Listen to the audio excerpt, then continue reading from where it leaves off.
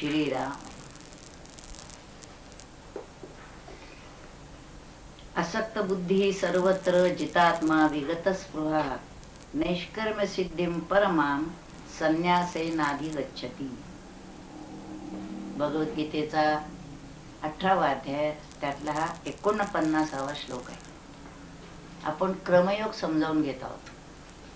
48व्या श्लोकापासून 55व्या श्लोकापर्यंत क्रमयोग सांगितला आहे. सगळं भगवद्गीतेचं सार त्याच्यामध्ये आलंय. त्यातला दुसरा श्लोक आहे असक्त बुद्धी सर्वत्र. आपण ज्ञानेश्वर महाराजांनी त्याच्यावर ज्या बऱ्याच ओव्या लिहिल्यात त्याचा अर्थ पहिल्यांदा समजून घेऊया आणि मग मूळ ओव्या वाचूया, म्हणजे आपल्याला अर्थ कळायला सोपा जाईल. असक्त बुद्धी सर्वत्र, सर्व गोष्टींमध्ये असक्त बुद्धी, आसक्त नव्हे. सर्वापासून बुद्धी असक्त झालेली, धरून ठेवलेली नव्हे. जितात्मा विगत स्पृहा, ज्यांनी मन आपल्या ताब्यात ठेवलेलं आहे. सर्व स्पृहा म्हणजे इच्छा ज्याच्या गेलेल्या आहेत, असा जो आहे तो नैष्कर्म सिद्धिं परमाम, त्याला परम अशी नैष्कर्म सिद्धी त्याला प्राप्त होते. त्याच्यावर ज्ञानेश्वर महाराज काय म्हणतात भाऊ?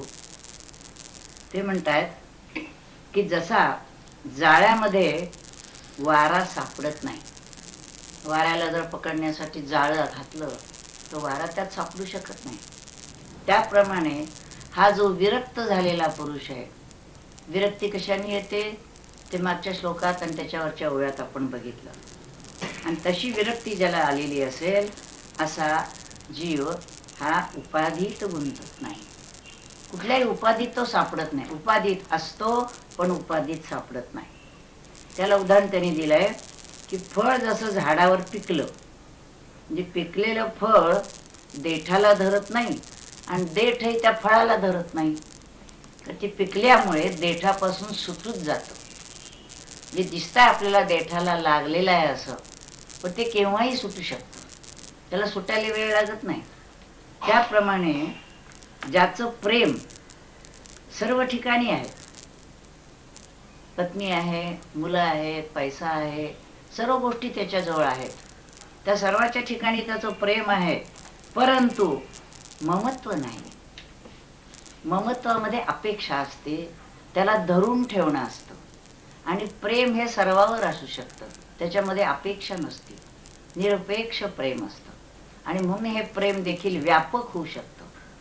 ममत्व जेव्हा म्हणतो तेव्हा ठराविक गोष्टीमध्येच ममत्वाने तो अडकतो, परंतु प्रेम असेल तर सर्वांच्यावर होतं, सर्व विश्वावर प्रेम करता येतं.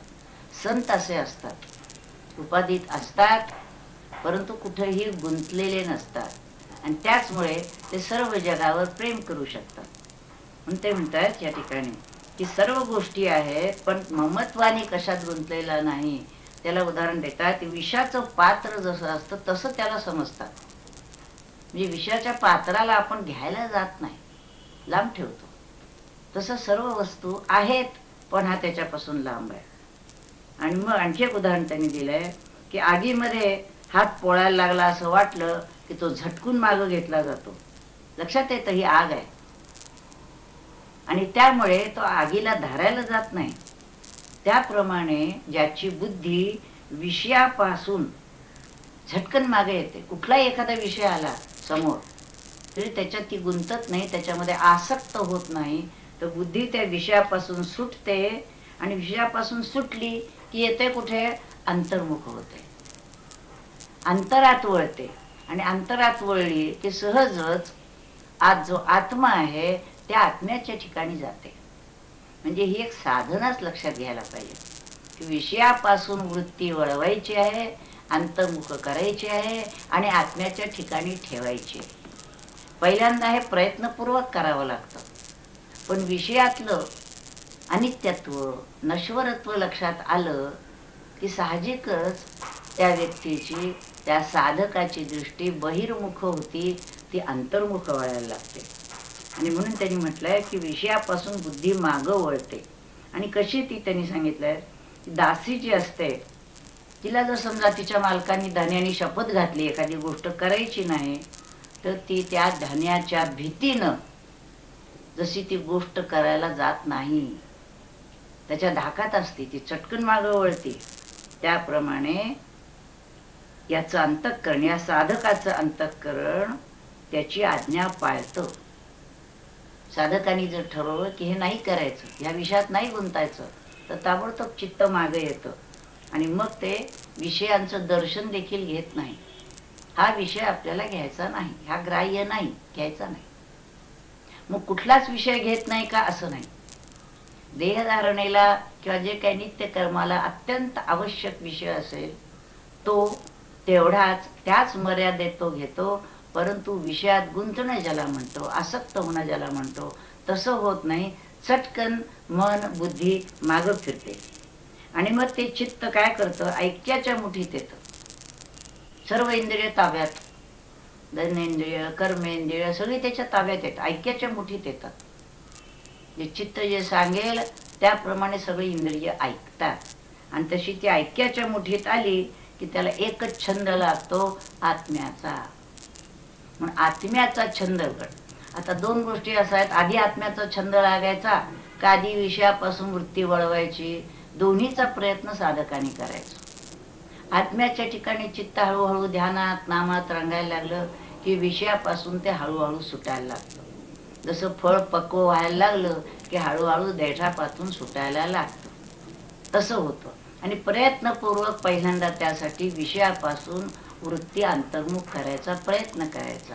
त्यामुळे हे दोन्ही प्रयत्न जे आहेत, म्हणजे विषयापासून चित्त सोडवणं आणि आत्म्याच्या ठिकाणी नेणं, खरं म्हणजे एवढीच महत्त्वाची साधन आहे की बाहेरून चित्त काढायचं आहे आणि अंतर्मुख करून आत ठेवायचं आहे. असं जर व्हायला लागलं तर ते सहजच आत्म्याचं छंद घेतं आणि चित्त हळूहळू चैतन्य रूप होऊन जातं.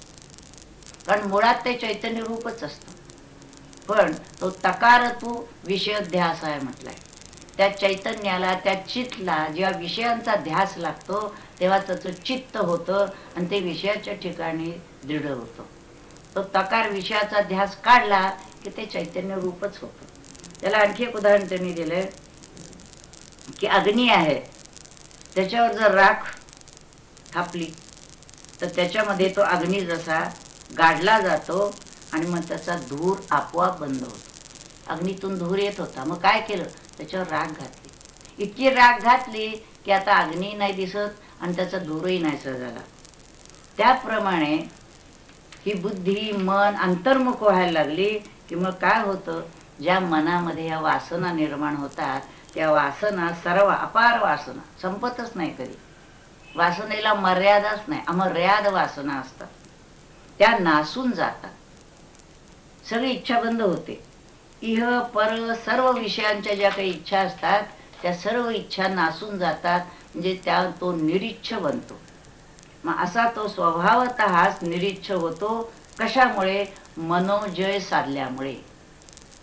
सगळ्या इच्छा सामान्यतः मनातच निर्माण होतात, त्या मनावर त्याचा ताबा येतो. ध्यानामध्ये जसं जसं मन चिदाकाशात लीन व्हायला लागतं तसं तसं मनाची वृत्ती पालटत जाते. कामना इच्छा वासना कमी होतात. त्याचबरोबर व्यवहारात देखील प्रयत्नपूर्वक विषयापासून मन बुद्धी बहिर्मुख असते ती अंतर्मुख केली की मग सहजच मनोजय प्राप्त होतो. आणि मग ह्या ठिकाणी म्हणतात ज्ञानेश्वर महाराज, त्या साधकाला ही भूमिका प्राप्त होते. काय भूमिका प्राप्त होते, मनोजय होतो त्याचा. आणि सगळ्या आपल्या साधनेमध्ये परमार्थाच्या आत्मदर्शनाच्या आड जर काही येत असेल तर हे मनच आड येतं. मन जर शुद्ध असेल तर ते आड येत नाही, कारण मन या नावाचा पदार्थ नाही, मुळात मन हे आत्मरूपच आहे.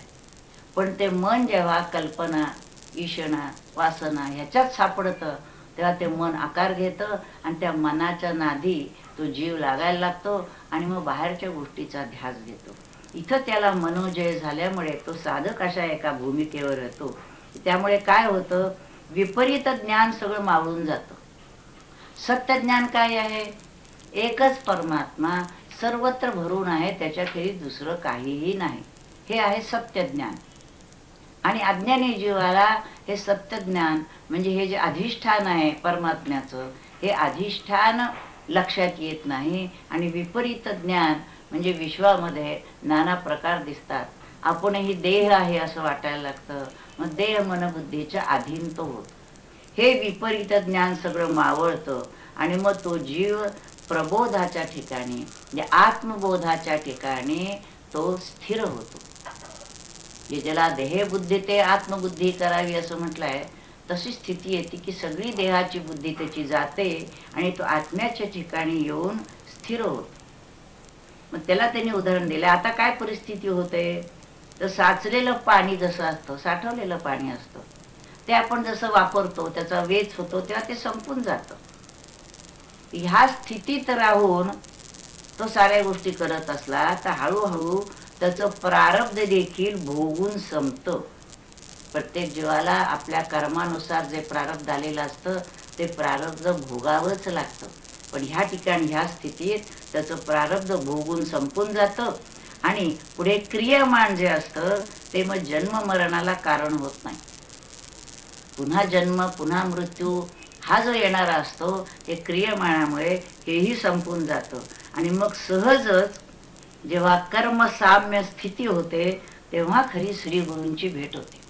म्हणजे आधी श्रीगुरूंची भेट जी होती देहाच्या पातळीवर ती वेगळी, पण ही जी कर्मसाम्य दशा येते आणि तो जीव त्या मनबुद्धीच्या आकर्षणापासून सुटतो, वासना सुटतात, इच्छा सुटतात आणि तो आत्मरूपावर यायला लागतो. त्या ठिकाणी कर्मसाम्य स्थिती, कर्म तर होत आहे, कर्माचं कर्तृत्व तर त्याच्याकडे नाही, सर्व गोष्टीपासून अलिप्त झालेल्या आहे. अशा स्थितीमध्ये खरं तर त्या साधकाची, त्या शिष्याची, सद्गुरूंची भेट होते. त्याला पुन्हा तिने उदाहरण दिलं, ही स्थिती कशी असते, तर त्याप्रमाणे ते म्हणतात रात्र संपली आणि मग तमारी म्हणजे सूर्य डोळ्याला भेटतो. म्हणजे रात्र संपली, अंधार संपला, आता सूर्य उगवला. किंवा आणखी एक गोष्ट काय होते की केळीची झाड आहे तर त्याला फळ यायला लागले, केळीचे घड आले की त्या केळीची वाढ खुंटते. म्हणजे केळीचं काम काय आहे, ते फळ घेणं. म्हणजे तिचं फळ आलं की त्याची मूळ जी वाढ असते ती खुंटून जाते. तसं ह्या ठिकाणी सद्गुरूंची भेट झाली की त्या साधकाची कर्मकर्तृत्वाची जी खटपट असते ती थांबते. म्हणजे कर्म थांबत नाही, कर्म कर्तृत्वाची खटपट थांबते. म्हणजे मी कर्म केलं, या कर्माचा मी करता आहे असं सांगण्याची, मनामध्ये ठसवण्याचं हा जी त्याची खटपट चाललेली असते ही या ठिकाणी थांबून जाते. आणि मग कसं होतं तर पौर्णिमेमध्ये त्या दिवशी जसा चंद्र सर्व कलाने पूर्ण असतो, परिपूर्ण आहे, आता कोणतीही कला कमी नाही त्याच्या ठिकाणी, असा ज्याप्रमाणे असो तसा तो साधक गुरुकृपेने पूर्णत्वाला पोचतो. ज्ञानेश्वर महाराजांचं आहे, भगवंतांचे आहे, एकेका चरणामध्ये एकेका श्लोकामध्ये ते एकदम पूर्ण ठिकाणापर्यंत जातात. तो जायला किती वेळ लागेल, त्याला वर्षानुवर्ष जन्मजन्म जावं लागतं. पण ह्या ठिकाणी म्हणतायत की गुरुकृपा खऱ्या तऱ्हेनं झाली. कारण गुरुकृपा सुद्धा जशी जशी साधना वाढत जाईल, विरक्ती येत जाईल, आत्मरूपाचा ध्यास जीवाला लागेल, तसा तसा गुरुकृपेचा प्रत्यय येतो. आणि गुरुकृपेचा प्रत्यय आल्यामुळेच साधक पूर्णतेला पावतो. म्हणजे केवळ साधक आपल्या खटपटीनं पूर्णत्वाला जात नाही, गुरुकृपेमुळे जातो. आणि अज्ञान म्हणून जे जे काही आहे ते त्यांच्याच कृपेनं लयाला जातं. ज्ञान झालं की अज्ञान संपलं, सूर्योदय झाला की अंधार संपला. म्हणून त्यांनी पुढे म्हटलंय अज्ञानाच्या बरोबर सर्व कर्म मात्राचा देखील लोप होतो. जसं रात्र संपली अंधार संपला, त्याप्रमाणे अज्ञान नष्ट झालं की आपोआपच समूळ कर्मत्याग घडतो. इथं देखील कर्मत्याग घडतो, याचा अर्थ कर्म घडतं पण कर्माचं कर्तृत्व संपतं. आणि मग अज्ञान लोपलं. कर्माचं मूळ काय आहे, अज्ञान. अज्ञानाच्या पोटी हे सगळं मी केलं, ते केलं, हे झालं असं वाटत असतं. केलेल्याचं कर्तृत्वाचा अभिमान आहे, ते कर्म काहीतरी घडलं असं वाटत असतं. पण अज्ञान संपलं की हे कर्माचं मूळ संपतं आणि सगळं दृश्य जात जे आहे ते देखील संपून जातं. हळूहळू बोध होतो की इथं काही घडलेलं नाहीये, परमात्माच अनेक रूपाने आपल्याला दिसतो आहे, ऐकायला येतोय, भासतोय. आणि म्हणून त्या ठिकाणी जे जाणायचं स्वभावतः जे जाणायचं म्हणून तो बघत असतो, जे ज्ञेय म्हणत असतो ते स्वयमेव तो साधक होऊनच राहतो. म्हणजे जीव साधना करून ज्या ज्ञेयाला प्राप्त होण्याची खटपट करत असतो ते ज्ञेय जीव स्वतःच होऊन राहतो. आणि म्हणून त्यांनी पुढे म्हटलंय की जागा आला, जागृती आली की निद्रेबरोबर स्वप्नही संपून जातं. निद्रेमुळे स्वप्न असतं, निद्रा नाही स्वप्न संपलं. का? तो जागृत झाला. तसं या ठिकाणी अज्ञानामुळे सगळ्या गोष्टीचा भास होत असतो. दृश्य ज्यात दिसत असतं त्या अज्ञानाचा अंधकार संपल्याबरोबर, त्याला ज्ञान झाल्याबरोबर तो मूळ स्वरूपाच्या ठिकाणी येतो. मग त्या ठिकाणी त्याप्रमाणे जे नेणे आता मी जाणे, जे मी जाणत नव्हतो आता मी काही जाणायला लागलो, हे देखील दुःस्वप्नच आहे. म्हणजे मला अज्ञान होतं आता मला ज्ञान झालं हे म्हणणं हे देखील स्वप्नात आल्यासारखंच आहे. कारण कोणी जाणायचंय? जो मी म्हणतो मी जाणत नव्हतो आणि जाणलं तो स्वयं ज्ञानरूपच आहे, आनंद रूपच आहे, सच्चिदानंद रूप आहे. तेव्हा त्यांनी वेगळेपणाने जाणायचं काय आता खरं म्हणजे? पण त्या अज्ञानाने तो म्हणत असतो की मला माहित नव्हतं आता मला माहिती झालं. मग स्वरूपाच्या ठिकाणी आला की हे जे नेणं जाणणं हे सगळं जातं. मग स्वय काय होतो? तो जीव जो असतो तो चिदाकाश रूप होऊन जातो. झाला ज्ञातृज्ञेया विहीन चिदाकाश. ज्या ठिकाणी ज्ञेय काहीतरी आहे, मी ज्ञाता आहे, ते ज्ञान घ्यायला जाणार आहे, असं जे काही त्रिपुटी असते ही त्रिपुटी सगळी संपून जाते. आणि त्रिपुटी ज्याच्यावर आपल्याला दिसत असते, भासत असते जीवाला, ते मूळ अधिष्ठानाच्या ठिकाणी तो जाऊन बसतो. ज्याला त्याने उदाहरण असं दिलंय की आरशामध्ये आपण मुख पाहत असलो की मुखाचा आभास आरशात दिसतो, पण आरसा बाजूला काढला मग तर मुखाचा आभास कुठं राहिला? मुखच फक्त आपल्या ठिकाणी राहतं. मग जे पाहणं असतं म्हणजे पाहणाराचं पाहणं जे असतं ते पाहणं संपतं, मग पाहणाराही संपतो आणि आपणच आपल्या ठिकाणी येऊन राहतो. त्याप्रमाणे नेणणं गेलं, त्याचबरोबर जाणणंही गेलं आणि ज्ञान अज्ञान गिळून जे काही मागं उरतं ते एक निष्क्रिय चिन्ह मात्रच राहतं. ते तिथं काही करणं नाही, निष्क्रिय म्हटलं त्या ठिकाणी. तिथं त्या ठिकाणी क्रिया संभवत नाही. मूळ ठिकाणी जाऊन बसलं म्हणजे कोणतीच क्रिया संभवत नाही. आणि मग स्वभावतः ज्ञानरूपाच्या ठिकाणी कोणतीच क्रिया संभवत नसल्यामुळे तो त्या स्वरूपाच्या ठिकाणी स्थिर राहतो. म्हणून ही जी स्वरूप स्थिती आहे त्यालाच नैष्कर्म असं म्हटलं जातं. नैष्कर्म, ज्या ठिकाणी काही कर्म उरत नाही. त्याला उदाहरण पुन्हा त्यांनी दिलंय की तरंग हा सागरावर राहतो. वाऱ्यामुळे सागरावर तरंग दिसतो. आता वाराच नाहीये मग तरंग कुठून असणार? म्हणजे अज्ञानच नाहीये, विश्व कुठून असणार? तैसार आहे मूळ स्वरूप होऊन. असं असल्यामुळे मग ज्याचं अज्ञान गेलं त्या ठिकाणी मग तो आपणच आपल्या ठिकाणी स्वरूप होऊन राहतो. अशी अक्रियता स्वभावे ज्याला प्राप्त होते त्यालाच ती नैष्कर्म सिद्धी असं म्हटलंय. ही सिद्धी शेवटची सिद्धी ही प्राप्त करून घ्यायची. म्हणून सर्व सिद्धीमध्ये ही सिद्धी श्रेष्ठ आहे असं भगवंत त्याला सांगतात. गंगेमध्ये जसा सागरामध्ये गंगेचा प्रवेश झाला, सागरामध्ये गंगेचा प्रवेश झाला नाही तो त्याचा शेवट आहे. गंगा अनेक मैल वाहत वाहत वाहत येते, शेवट कुठे आला? सागराच्या मध्ये आला. किंवा देऊळ आहे, देऊळ बांधतायत, देवळाचा शेवट कुठे आला? पायापासून बांधत बांधत बांधत आले कुठं? कळसापर्यंत आले आणि कळसाच्या ठिकाणी देवळाचा शेवट झाला. किंवा त्यांनी म्हटलंय सुवर्णाची शुद्धी करायला लागले, त्याला तापवतात सुवर्ण आणि तापवता तापवता ते शुद्ध होत होत 16 कसी शुद्ध झालं की संपलं. हिंड सगळं संपलं आणि शुद्ध सोनं राहिलं. त्याप्रमाणे अज्ञानाचा नाश करणारं जे ज्ञान आहे ते ज्ञान देखील इथं गिळून टाकायचं.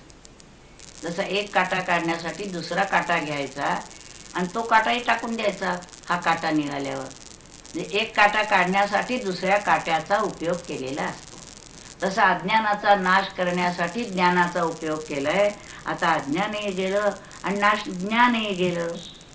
आणि अशी स्थिती येणं ही जी नैष्कर्म सिद्धी आहे, त्या नैष्कर्माच्या सिद्धीहून या जगामध्ये दुसरं काहीही प्राप्तव्य नाही. जे सर्व साधना करून काय प्राप्तव्य आहे, ते सर्व जे काय ज्ञानात ज्ञान चांदण्या म्हटलंय, जे काही करणं, होणं, बोलणं, जाणं, येणं, हे सगळे कर्म ज्या ठिकाणी संपतात त्या स्थितीमध्ये येऊन राहायचं आहे. म्हणून त्यांनी म्हटलंय की सर्व सिद्धीमध्ये ही जी नैष्कर्म सिद्धी आहे ही सर्वात श्रेष्ठ सिद्धी आहे आणि ही सिद्धी प्राप्त करून आपल्याला घ्यायची आहे. तर ही सिद्धी ज्यांनी प्राप्त होते ती वाटचाल जी आहे ती ह्याच्यामध्ये सांगितलेली आहे. आता हा अर्थ आपण ओव्यांचा समजून घेतल्यानंतर आता ओव्या, मूळ ओव्या काय आहेत ते आपण वाचूया. कारण नुसत्या ओव्या वाचल्या तरी त्यातल्या शब्दामुळे तो अर्थ आपल्याला कळत नाही. पण आता नेमकं या ओव्यात काय सांगितलेलं आहे हे आपल्या लक्षात आल्यामुळे आपण त्या ओव्या काय आहेत त्या बघूया. तरी देहादिक हे संसारे सर्वही मांडलेसे जे गुफिरे तेथ नातुडे तो वागुरे वारा जैसा. वारा सापडत नाही जाळ्यामध्ये, तसा हे संसार त्याच्यामध्ये तो गुंतत नाही. का? विरक्त झाला म्हणून. पै परिपाकाची वेळे फळ देठे ना देठू फळे न धरे तैसे स्नेह खुळे सर्वत्र. होय, स्नेह म्हणजे प्रेम खुळं होतं सर्वत्र, सर्वांच्या ठिकाणी स्नेह होतो पण गुंतत नाही. पुत्र वित्त कलत्र हे झाली आहे स्वतंत्र माझे न म्हणे पात्र विषाचे जैसे. हे माझाही म्हणत नाही, विषाचं पात्र जसं आपण माझाही म्हणत नाही तसं सगळ्या गोष्टींना विषवत आपल्यापासून लांब ठेवतो. हे असो विषय जाती बुद्धी पोळली ऐसी मागवती पाऊले घेऊन एकांती हृदयाच्या रिगे. बुद्धी पोळल्यासारखी अंतर्मुख होते आणि हृदयाच्या ठिकाणी बघते. तिच्या लक्षात येते की विषय हे पुत्र वित्त कलत्र संसारातल्या गोष्टी यात गुंतायचं नाहीये, त्यामुळे ती मागे येते. ऐसे अंतःकरण बाय येता तयाची आण न मोडी समर्था भेण दासी जैसी. म्हणजे जशी दासी असते ती धन्याची आज्ञा मोडत नाही त्याप्रमाणे तैसी ऐक्याची मुठी माझी वडे चित्त. जे चित्त माजलेलं असतं, सर्वावर त्याची सत्ता चाललेली असते, ते माझी वडे चित्त किरीटी करुणी वेधी नेहटी आत्मयाच्या. ते चित्त माजलेलं चित्त धरून आणतात आणि आत्म्याच्या ठिकाणी लावतात. तेव्हा अदृष्ट अदृष्ट स्पृहे निमणे झालेची आहे. त्या ठिकाणी दृष्ट आणि अदृष्ट, भव, स्वर्ग, काय सगळ्याच्या ज्या कामना आपल्याला असतात त्या सगळ्या संपून जातात. जे आगी धडपली या धुये राहिले जैसे. आगीवर जसं आपण राख टाकली म्हणजे धूर संपून जातो तसं त्याचं होतं. म्हणून नियमेली या मानसी. मनाला नियम लावले असता स्पृहा नासवून जाया पैसे. स्पृहा म्हणजे इच्छा नुसत्या बाजूला होतात म्हटलं नाही, नासून जातात. किंबहुना तो ऐसी भूमिका पावे. अशा स्थितीत तो येऊन राहतो. तो जो साधक असतो कसलीच इच्छा राहिलेली नाही आता. याचा अर्थ असा की तो इतका आत्मरूप आलेला आहे की अमुक एक मला पाहिजे, मी एक आहे, मला हे पाहिजे अशी कोणती वासना त्याला राहत नाही. पै अन्यथा बोधू आघवा मावळणी तया पांडवा बोध मात्रीची दिवा ठाव होय. अन्यथा बोध जो असतो, विपरीत ज्ञान जे असतं, तिथं जे त्याची दृष्टी असते ती मावळते आणि मूळ स्वरूपाच्या ठिकाणी येऊन राहते. मग त्या स्थिती कशी होती? धरवणी वेचे सरे. जे साठवलेलं पाणी आहे संपून गेलं. तैसे भोगे प्राचीन पुरे. तसं प्रारब्ध जाय ते भोगून संत आणि नवे तव नुप करे काहीची करू. आणि मग त्या ठिकाणी पुन्हा नवीन काही निर्माण होत नाही. का नवीन निर्माण होत नाही? मी काही करतो असा जर भाव असेल तर त्या मीच्या पाठीमाग त्या कर्तृत्वाच्या अभिमानामुळे जे काही कर्म घडतं त्याचं प्रारब्ध निर्माण होतं. चांगलं केलं तर चांगलं, वाईट केलं तर वाईट. पण इथं मी करतो अशी भूमिकाच नसल्यामुळे नवीन काहीच निर्माण होते अशी होत नाही. अशी जी कर्मसाम्य दशा येते तेव्हा मग त्या साधकाला श्री गुरु आपैसा भेटेची गा. सद्गुरूंची भेट त्या ठिकाणी आपोआपच होते. रात्रीची चौपाहरी वेचली अवधारी, डोळ्या तमारी बिमिळे जैसा.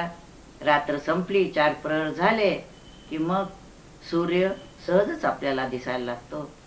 का येऊनी फळाचा घडू, पादुशवी केळीची वाढू, श्री गुरु भेटोनी करी पाडू बुभुत्सू तैसा.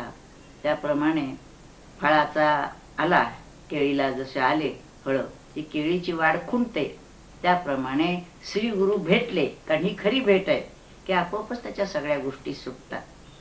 मग आलिंगीला पौर्णिमा जैसा उणीव सांडी चंद्रमा. पौर्णिमेचा चंद्र असला की त्याचं सगळं उणीव असते, न्यूनता असते, ती संपती, तो पूर्ण होऊन राहतो. तैसे होय वीरोत्तमा गुरुकृपा तया. म्हणून हे पूर्णत्व जे आहे ते गुरुकृपेनेच प्राप्त होतं. गुरुकृपा झाल्याशिवाय जीवाला पूर्णत्व येत नाही. तेव्हा अबोधू मात्र असे तो तव तया कृपा नासे. मग जो अज्ञान आहे ते तया कृपा म्हणजे सद्गुरूंच्या कृपेनं ते अज्ञान नष्ट होते. तेथ मग निशी सवे जैसे अंधारे जाय. मग जसं रात्री बरोबर अंधार संपून जातो तसं या ठिकाणी अज्ञानाबरोबर त्याचं सगळं जे विपरीत ज्ञान आहे आणि जे काही कर्तृत्वाची कल्पना आहे हे सगळं संपून जातो. तैसी अबोधाची कुशी कर्म करता कार्य ऐसी, त्रिपुटी असे ते जैसी गाभिनी मारली. कर्म काही आहे, मी करता आहे, हे कार्य करतो आहे, असं जे अज्ञानामुळे त्रिपुटी निर्माण झालेली असती ती सगळी या ठिकाणी संपून जाती. तैसेची अबोध नाशा सवे, नाशे क्रिया जाता गवे. अज्ञानाचा नाश झाला म्हणजे सगळं क्रियाजात संपून जातो. मग तो हे घडलं असं म्हणतो, मी केलं असा भाव नसतो, हे आपोआप झालंय. ऐसा समूळ संभवे संन्यासू हा. याला कर्म संन्यास म्हटलेला आहे. कर्माचा संन्यास नाही, कर्म करता करता मी करता नाही अशा बोधावर येणं हा कर्म संन्यास आहे. येणे मुळा ज्ञान संन्यासे, दृश्याचा जेत ठावो पुसे, ते तर बुझावं ते अपैसे तोची आहे. आता या ठिकाणी मूळ अज्ञानाचा संन्यास झाल्यामुळे दृश्य जे जे आहे त्याचा ठिकाणच संपला आणि मग जे जे दिसत आहे ते मीच तर आहे असा त्याचा बोध होतो. चैलियावरी पाही स्वप्नींची ते डोही, आपण याते काही काढू जाईजे. जाग झाल्यानंतर स्वप्नाच्या डोहातून आपण आपल्याला काढायला पाहिजे असं म्हणतो का? ते जसं म्हणत नाही तसं ते मी नेणे आता जाणेन, मी हे जाणत नाही आता जाणेन, हे सरले तया दुस्वप्न. झाला ज्ञातृज्ञेया भीन चिदाकाश. आता त्याची स्थिती झाली, ज्ञाता नाही, ज्ञेय नाही, मुख जसं आकाश पाठीमागे राहतं तशी त्याची स्थिती होती. मुखाभासेसी आरसा, परवता नेलिया विरेशा, पाहतेपणे वीण जैसा पाहता ठाके. तैसे नेणणे जे गेले तेने जाणणेही नेले, मग निष्क्रिय उरले चिन्मात्रची. तेथ स्वभावे धनंजया, नाही कोणीची क्रिया, म्हणून प्रवादू तया नैष्कर्म्यू ऐसा. ते आपुले आपण पे, असे तेच होऊनी हरपे, तरंगू का वायुलोपे समुद्रू जैसा. तैसे न होणे निफजे, ते नैष्कर्म्य सिद्धी जाणीजे, सर्व सिद्धीत सहजे परमहेची. देवळाची कामा कडसू, परमगंगेसी सिंधू प्रवेशू, का सुवर्ण शुद्धी कसू सोळावा जैसा. तैसे आपुले नेणणे, फेडी जे का जाणणे, तेही गिळूनी असणे, ऐंशी जे दशा. तिये परते काही निपजणे आन नाही, म्हणून म्हणिपे पाही परमसिद्धी ते. म्हणजे आता हा 48 आणि 49 या 2 श्लोकामध्ये सगळी साधनाच भगवंतांनी सांगितली आणि ज्ञानेश्वर महाराजांनी त्याच्यावर विस्तृत विवरण केलं. म्हणजे कर्मापासून सुरुवात करून नैष्कर्म्य सिद्धीपर्यंत कसं जायचं हे सगळ्याच्या सगळं त्यांनी या श्लोकामध्ये ह्या पुढच्या ओव्यामध्ये सांगितलेलं आहे. आता मी पुन्हा ते कसं जायचं हे पुन्हा पुढच्या श्लोकातून सांगतात, ते आपण नंतर बघू. हरि ओम तत्सत. नमितो योगी थोर विरागे, तत्वज्ञानी संत, तो सत्कविवर परात्पर गुरु ज्ञानदेव भगवंत.